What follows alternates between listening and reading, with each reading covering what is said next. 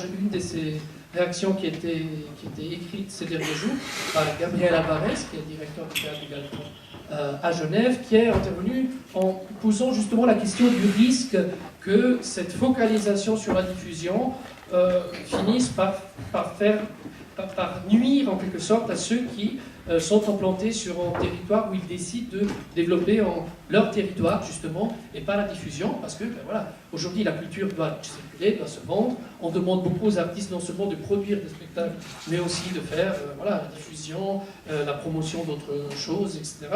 Et c'est un peu la question qu'il posait, est-ce qu'on ne risque pas de croire qu'un spectacle est bon seulement s'il est diffusé, alors qu'un spectacle, même s'il est très bon, il peut rester sur place et il reste en spectacle très bon.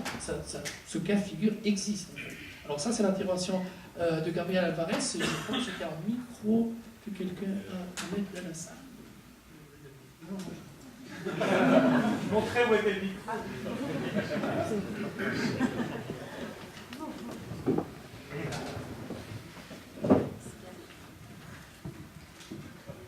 Bonsoir.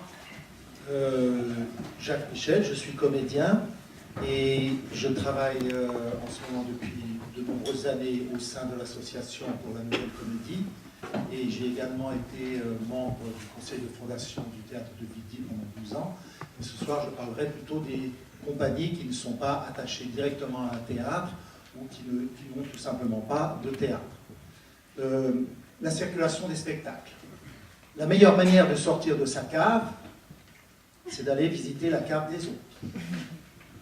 Après avoir travaillé pendant plus de 40 ans à construire des outils de production théâtrale en Suisse romande, vient maintenant le temps d'affiner les outils de la circulation des spectacles, de développer la diffusion. Il m'apparaît évident qu'il faut envisager le théâtre d'ici comme le théâtre d'une région qui doit encore inventer sa forme. La future nouvelle comédie pourrait en être un des vecteurs fédérateurs. La circulation des spectacles, c'est aussi l'idée d'aller rendre visite à nos amis et confédérés alémaniques, tessinois et pourquoi pas romanches. Qui parmi nous est déjà allé jouer à quoi? Dans la perspective de créer des relations plurielles formidables avec des lieux d'accueil et de création, la Corodis, l'UTR et le Pool devraient à l'avenir être réformés pour qu'ils soutiennent la création professionnelle sous toutes ses formes, en dépassant la notion de parrainage. Dans ce sens-là, il est évident que Label Plus est à questionner dans la même perspective. Il faut également augmenter de façon significative les enveloppes des villes et des cantons romans destinés aux reprises et aux tournées. Faire vivre des spectacles plus longtemps, c'est un pari gagnant pour tout le monde. Non seulement les spectacles s'améliorent dans la durée, les publics qui peuvent les voir sont plus nombreux, les artistes en travaillant plus longtemps dans la saison peuvent développer une meilleure qualification et obtenir une meilleure couverture sociale, et le nombre d'artistes au travail augmente puisqu'on ne peut pas jouer sur 2 plateaux en même temps. Je pense qu'il faudrait mieux équilibrer les enveloppes création-reprise, quitte à ne pas augmenter dans les temps à venir les enveloppes pour la création.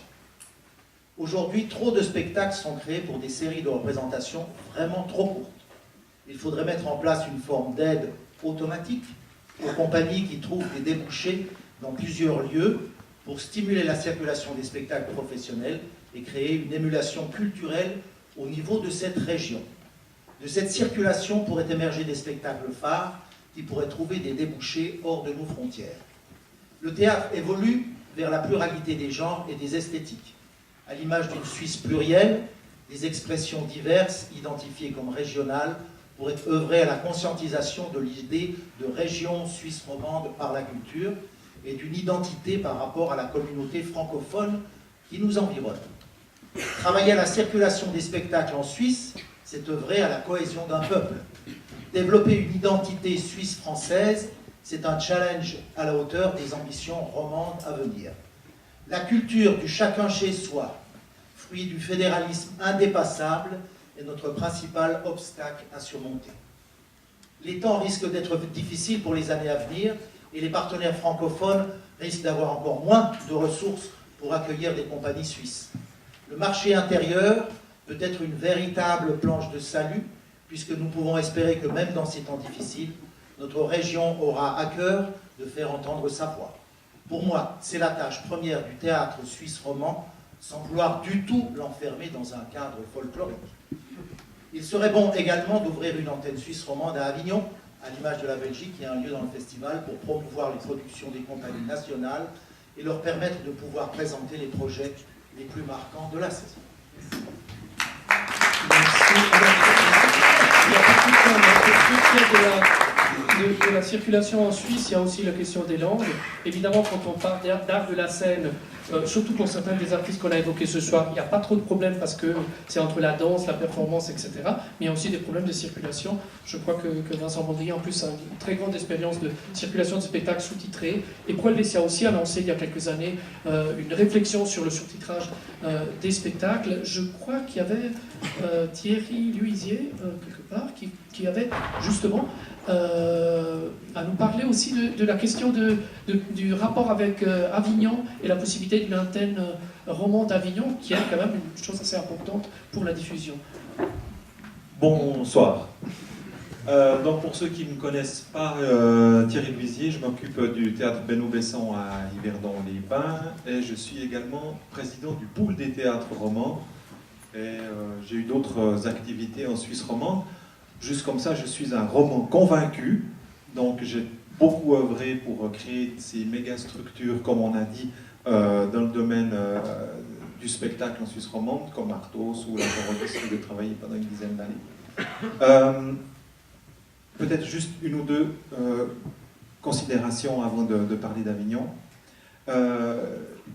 Je crois, avec ce que j'ai observé ces dernières années, que la qualité artistique des productions romandes n'est plus ou n'est pas à démontrer en comparativement à des productions françaises ou belges ou etc. La qualité, elle est là, qu'elle est tournée ou pas. Je pense que ça, il faut qu'on le dise et qu'on le reconnaisse.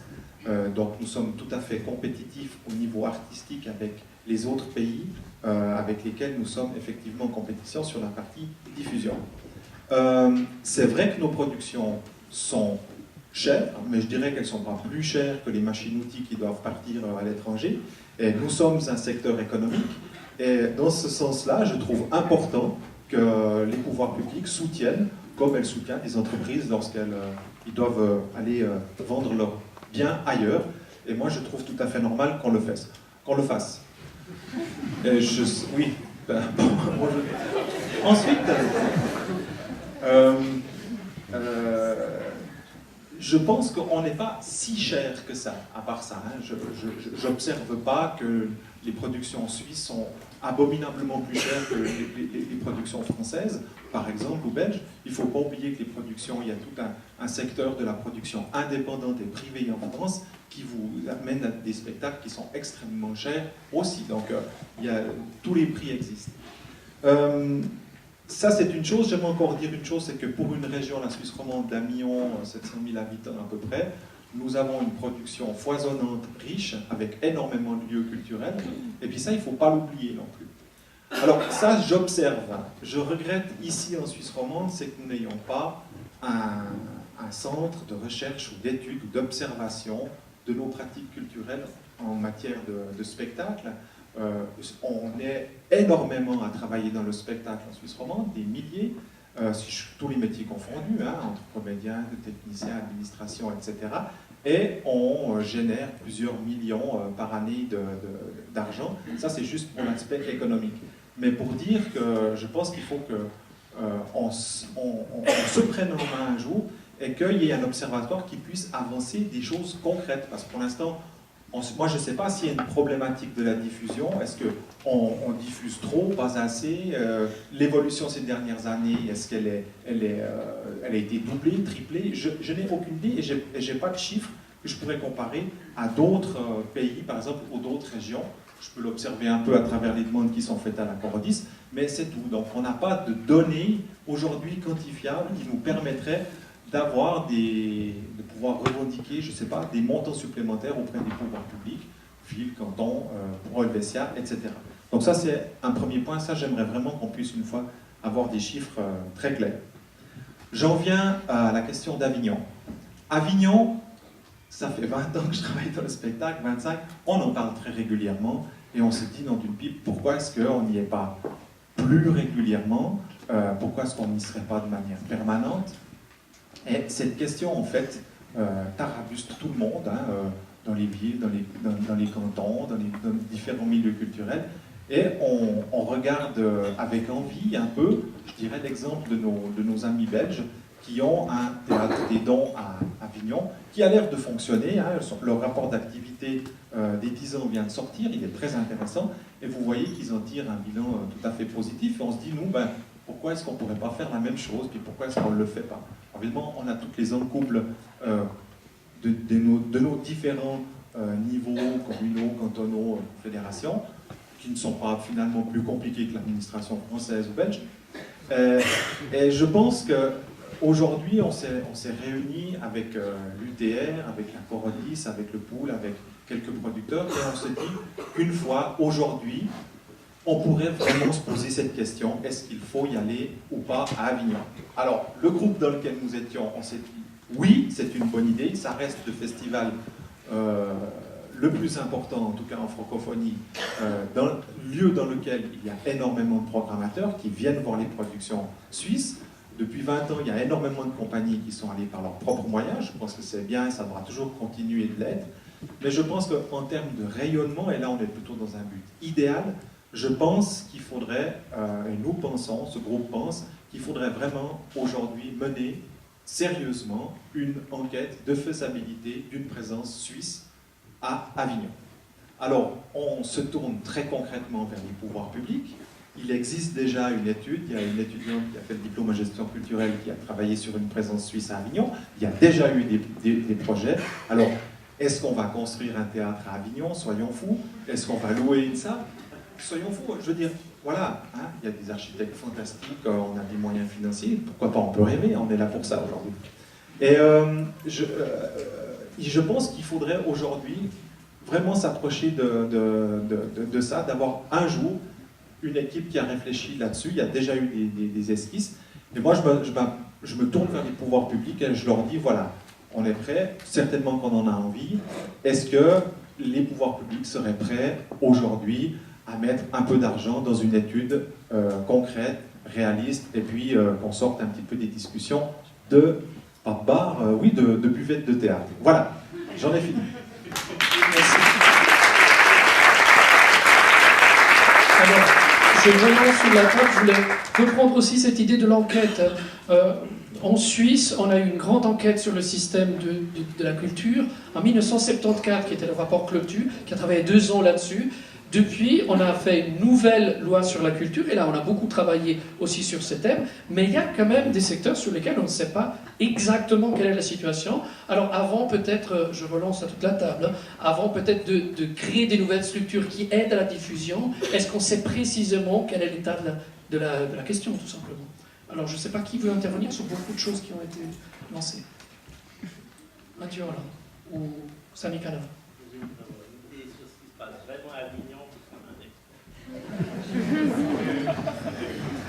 Objectivement, on ne sait pas assez ce qui se passe déjà.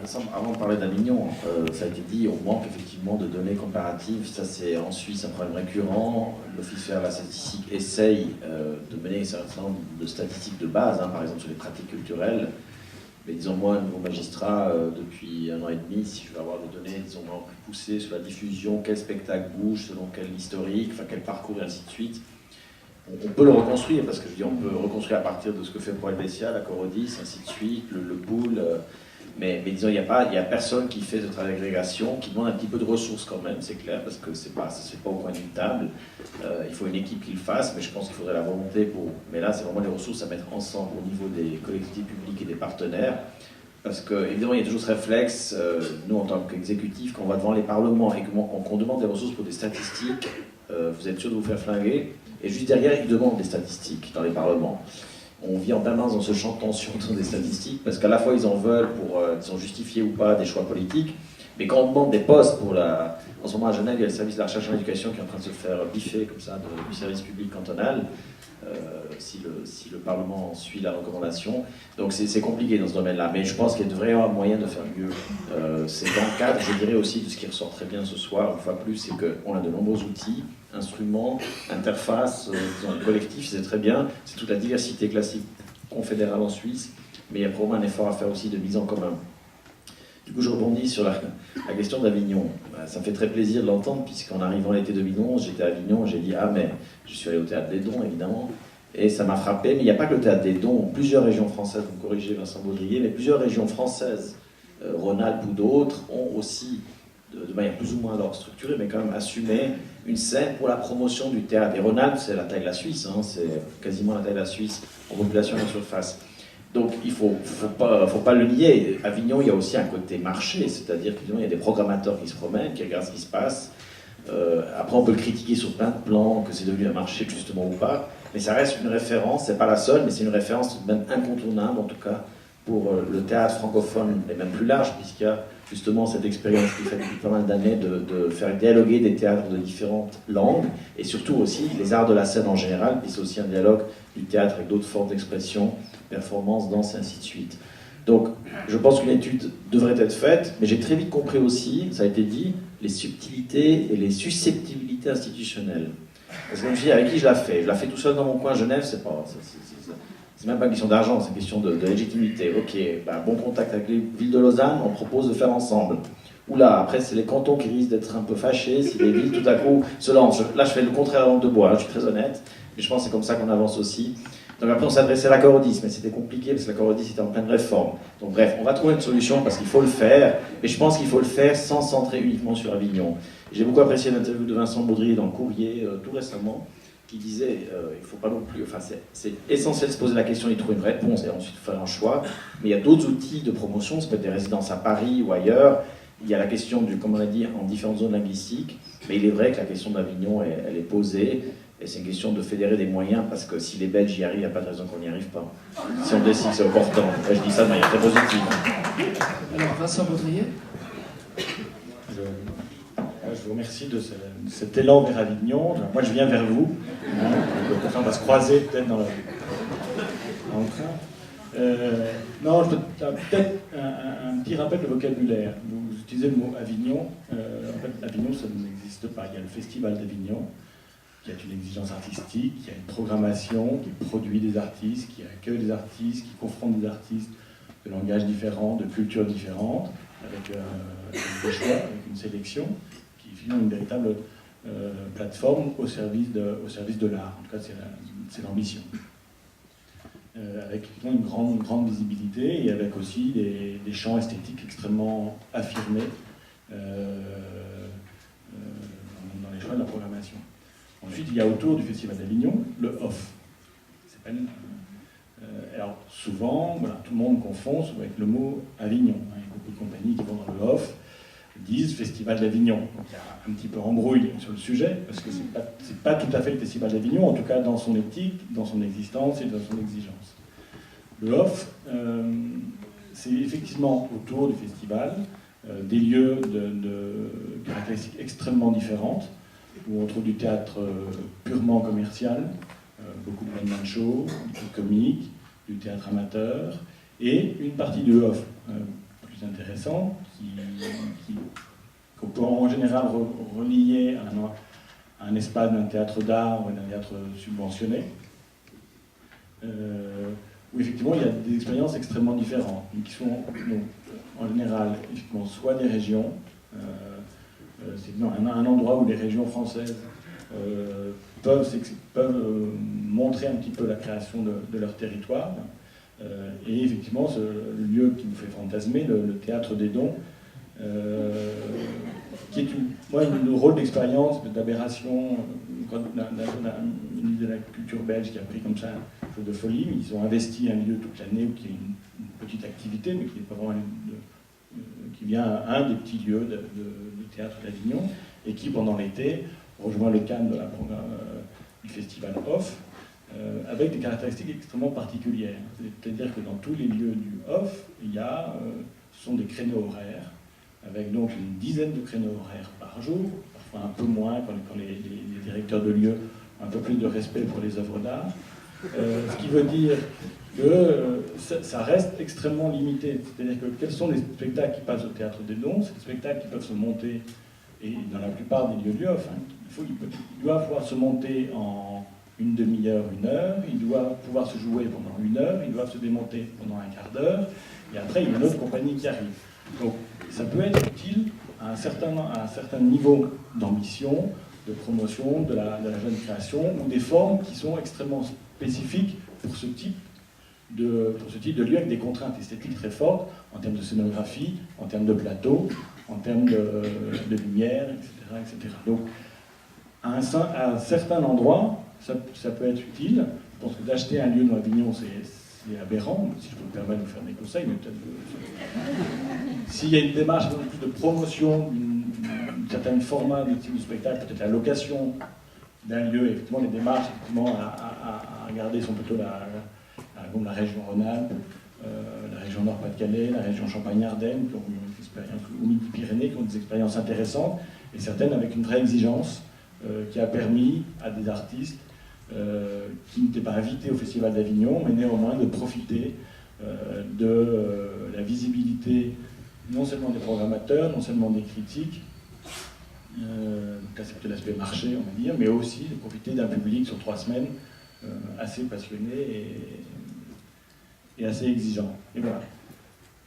Après, effectivement, les Belges francophones sont assez contents du Théâtre des Dons, mais ils sont très jaloux qu'effectivement, il y a beaucoup plus d'artistes flamands qui sont programmés au Festival d'Avignon. Et donc, je suis d'accord que la problème de diffusion est très important, mais néanmoins, je pense que la question de la diffusion, on ne peut pas forcément la séparer de la question de la production. Moi, il y a un article qui m'a fait réfléchir sur cette question-là l'année dernière, mais qui rebondit un petit peu sur... c'est qu'il y a un article qui est sorti dans la revue Doux, une revue zurichoise, je crois, qui a interrogé 25 spécialistes, programmateurs ou curateurs dans l'ensemble de l'Europe, pour savoir, la question était, quels étaient les 10 artistes européens qui ont fait bouger le théâtre européen ces 10 dernières années.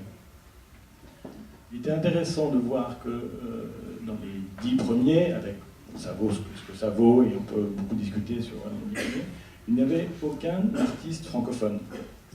Donc ni français, ni belge francophone, ni suisse francophone. Voilà. Ça pose aussi des questions de production, et on revient sur les questions de rayonnement et des forces des œuvres. Je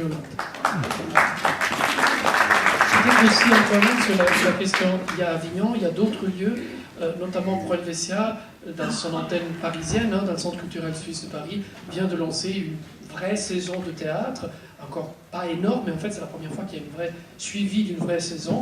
Il y a d'autres endroits qu'Avignon, et en plus il y a la question des sous-titrages. Alors pour moi c'est clair, c'est important d'avoir une présence forte à Avignon.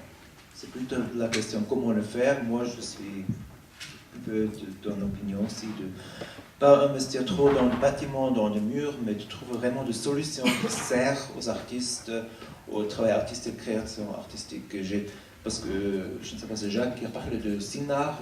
Je veux prendre ça un peu comme exemple des expériences qu'on a fait à l'étranger.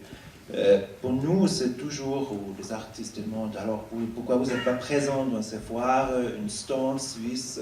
Alors il y a un côté attractif pour moi. Moi, je peux aller à Montréal, je peux passer une semaine là avec une stand, tous les gens viennent chez moi, me faire un peu de, je ne sais pas, fondue, serre, voilà, tout ça, c'est agréable. On a fait des expériences à Düsseldorf. Je veux prendre l'expérience qu'on a fait à Düsseldorf. C'est au début Philippe Serre qui a fait une stand suisse. Après ça, Previtz a décidé alors on va faire une super belle stand avec une croix rouge, le croix blanc et le rouge. Et les gens sont venus. Les artistes ont fait de petits showcases de 5 minutes, 7 minutes dans des conditions insupportables. Les effets, c'était Previtz a parlé avec des promoteurs, mais pas les artistes. Après ça, on change de système. Les idées que moi, je personnellement, c'est pas investir dans le mur, c'est investir dans les artistes. Et on a négocié beaucoup avec le foire à Düsseldorf qui a vraiment voulu que Provetza fasse un stand parce que pour le foire, c'est d'argent qui vient. On loue le stand, c'est une partie de leur business d'offrir des stands. Et moi, je dis qu'en faisant un stand, on va avoir des spectacles suisses qui sont présentés pas dans le showcase, mais tout le spectacle, 1 heure dans le festival officiel. On est prêt d'investir l'argent du stand pour ces artistes-là. Le premier artiste qui a profité, c'est Simon Madepo avec Goethe, et ils m'ont dit que c'est vraiment le début de leur carrière internationale. Et quand je parle de ça, moi je trouve que aussi avec Agnon, c'est bon de faire une recherche, une enquête, mais vraiment de trouver des solutions qui sont flexibles, qui servent vraiment aux artistes, aux leurs besoins, qui garantissent une possibilité de présenter le travail dans de très bonnes conditions. Et si on parle d'avion, c'est pas seulement la présentation, c'est tout le travail d'abord, c'est la diffusion, d'avoir vraiment quelqu'un qui s'occupe de cette fenêtre, dans n'importe quel format, qui fait de promotion. C'est une question comment attirer les gens de venir, une question aussi là de qualité. On a beaucoup de questions là, si on parle de plateforme, on est un peu des experts, on était déjà au début dans les journaux de danse en Suisse, on soutient les plateformes en Suisse, on a commencé aussi, et c'est une raison pour laquelle moi je suis un peu favorable aussi. Moi je dis toujours, les promoteurs vont pas toujours en Suisse, alors pourquoi pas faire de fenêtres suisses à l'étranger, dans des festivals qui sont déjà là.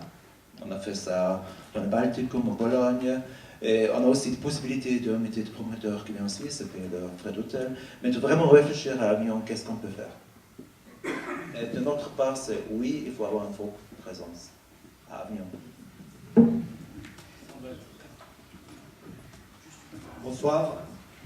Patrick Mort du Théâtre Spirale à Genève, aussi directeur de la parfumerie. On a une compagnie qui existe depuis 22 ans, qui tourne beaucoup en Suisse romande, en France et de par le monde, un peu dans tous les continents. Et je me rends compte, en vous entendant parler, en fait, qu'il y a un des problèmes que je vois pour réussir à tourner plus et à tourner mieux, c'est un savoir-faire. Je suis très content qu'il y ait ce tutu production. Il n'y a pas de formation pour des tourneurs ou pour des gens, pour de la diffusion en Suisse. Donc on est tous obligés en fait d'apprendre sur le chemin, de bricoler. Ça marche assez bien en Suisse romande parce qu'on a assez facilement accès au directeur de salle. Il n'y a pas tellement le filtre de blocage qu'il peut y avoir avec des grandes structures en France qui fait qu'on n'arrive jamais, par exemple, à contacter ne serait-ce qu'à je sais pas, la scène nationale de Bonlieu. Moi j'ai envoyé 20 dossiers, j'ai été retéléphoné, j'ai envoyé des mails, j'ai jamais réussi à même parler avec la personne. La personne, pourtant Annecy, c'est pas très loin, ne s'est jamais déplacée jusqu'à Genève. Donc des fois, il y a des sortes de blocages qui fait qu'on n'arrive pas à accéder à certaines structures, à certains responsables, qui eux, bien sûr, sont harcelés de dossiers, de demandes et tout ça. Alors comment faire pour pouvoir avoir accès à ces gens? Il faut avoir peut-être des gens, des structures qui puissent nous aider à faire ça, à mieux faire tourner, à mieux diffuser nos créations. Puis je suis un peu surpris par ce qu'a dit Sandrine Kuster, parce que je crois que c'est pas vrai que un spectacle qui a que des spectacles médiocres qui ne tournent pas. Parce qu'il y a des fois, je vois des très beaux spectacles et des gens qui n'ont pas le savoir-faire pour pouvoir diffuser ces créations, et puis des superbes spectacles qui sont sans lendemain. Et inversement, je vois des fois des spectacles ratés, mais qui avaient des bonnes coproductions au départ et qui tournent malgré tout. Et je me pose des questions par rapport à ça. Donc je me dis que peut-être il faudrait faire un effort particulier en direction de justement qu'il y ait des structures. Comme en France, il y a des tourneurs, il y a des gens dont c'est le métier qui peuvent s'associer à des compagnies indépendantes. Je vois par exemple, on disait qu'il y a des théâtres qui peuvent aider à la diffusion. À Genève, je vois, il n'est plus là, Philippe Bacasdar, mais à Genève, Philippe Bacasdar, qui est présent là, lui, il fait ce travail avec les compagnies.